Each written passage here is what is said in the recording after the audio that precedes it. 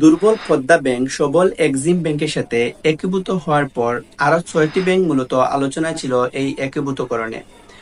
কিন্তু বর্তমান সময়ে এই ব্যাংকগুলো মূলত আর একে অপরের সাথে একীভূত বা একত্রীকরণ হচ্ছে না। পদ্মা ব্যাংকের সাথে এক্সিম ব্যাংক একীভূত হওয়ার পর মূলত ৬টি ব্যাংক একীভূতকরণের জন্য আলোচনায় ছিল।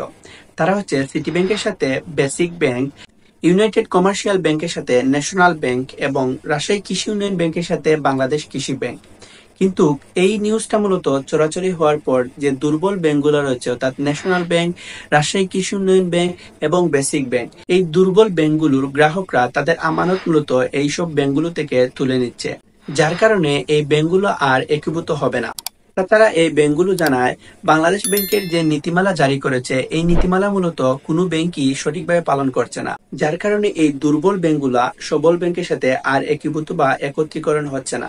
তাছাড়া বিশেষ একটি কারণ এখানে বলা যেতে পারে, এই একত্রীকরণ নিউজটি ভাইরাল হওয়ার পর গ্রাহকরা এই দুর্বল ব্যাংকগুলো থেকে তাদের আমানত তুলে নিচ্ছেন, যার কারণে এই ব্যাংকগুলো মূলত অনেকটাই তারল্য শূন্য হয়ে পড়তেছে।